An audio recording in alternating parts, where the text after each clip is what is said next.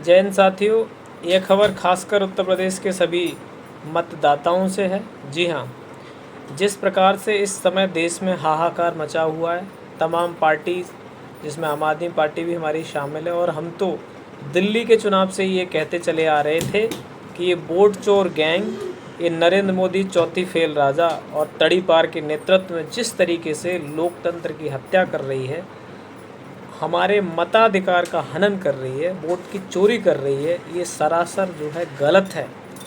इसका प्रयोग ये अब बिहार में कर रहे हैं। इतने विरोध के बावजूद भी वहाँ ज़बरदस्ती इनके तोता बने रिमोट कंट्रोल में काम कर रहे इलेक्शन कमीशन ऑफ इंडिया के कंधे पर बंदूक रख के लोगों के वोट की चोरी करके चुनाव जीत रहे हैं। ये सिर्फ बिहार में नहीं, इन्होंने महाराष्ट्र का चुनाव हो, चाहे राजस्थान का चुनाव हो, चाहे हिमाचल का चुनाव हो, चाहे गुजरात का चुनाव हो, और दिल्ली की तो खैर सबको ही पता है। 3 बार के मुख्यमंत्री रहे श्री अरविंद केजरीवाल जी की विधानसभा से इन्होंने 40 से 45 हज़ार वोट काट डाले। इस बात का डेटा भी आम आदमी पार्टी ने दिया, माननीय राज्यसभा सांसद श्री संजय सिंह जी ने दिया, श्री अरविंद केजरीवाल जी ने दिया, मनीष सिसोदिया जी ने, सबने ये बात कही कि ये वोट चोरी कर रहे हैं, लेकिन किसी ने नहीं सुना, क्योंकि चुनाव आयोग इनके हाथों की कठपुतली बना हुआ है। और यही प्रयोग अब ये उत्तर प्रदेश में आगामी जो अगले साल होंगे मार्च में या अप्रैल में चुनाव, पंचायती स्तर के त्रिस्तरीय चुनाव, जिसमें के ग्राम प्रधान होंगे, ब्लॉक प्रमुख होंगे और जिला पंचायत अध्यक्ष चुने जाएंगे, और तमाम सदस्यों के जो चुनाव होंगे, इसमें इन्होंने तैयारी कर ली है। और सूचना के अनुसार कम से कम 1 करोड़ वोट काटने वाले हैं। यानी कि अब भाजपाई ये तय करेंगे कि ग्राम प्रधान भी इनका होगा, इनका ब्लॉक प्रमुख भी इनका होगा, जिला पंचायत का अध्यक्ष भी इनका होगा, यानी कि नीचे से लेकर के हर छोटा बड़ा सदस्य इनका होगा। और जिस स्तर से गांव के डेवलपमेंट में जो पैसा आता है, ब्लॉक के डेवलपमेंट में, ज़िले के डेवलपमेंट में, उस पैसे को हड़पने की, लूटने की तैयारी है।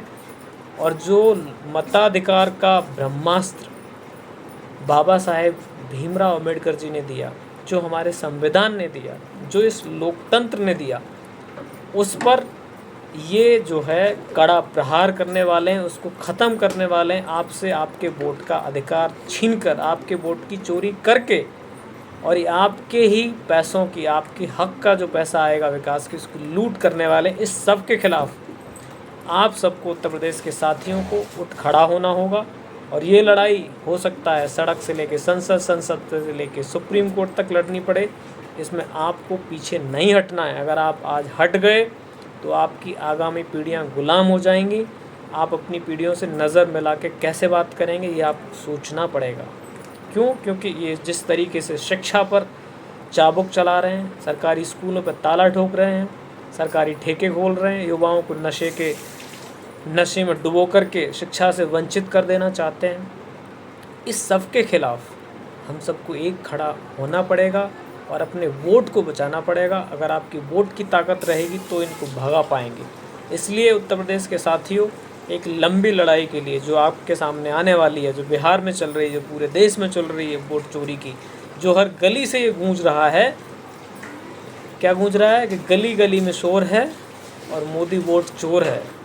तो वोट चोर गद्दी छोड़, ये नारे आपको लगाने पड़ेंगे। गली गली में आपको जाना पड़ेगा, पूरा हू हल्ला मचाना पड़ेगा। अपने रिश्तेदारों को, अपने परिवार वालों को, घर को, बिहारियों को, सबको इससे सूचित करना पड़ेगा, सबको जागरूक करना पड़ेगा। और उससे भी इम्पोर्टेंट, आपकी जो वोटर लिस्ट होगी उसको आपको देखना पड़ेगा कि आपके मोहल्ले के व्यक्ति का उसमें नाम है या नहीं।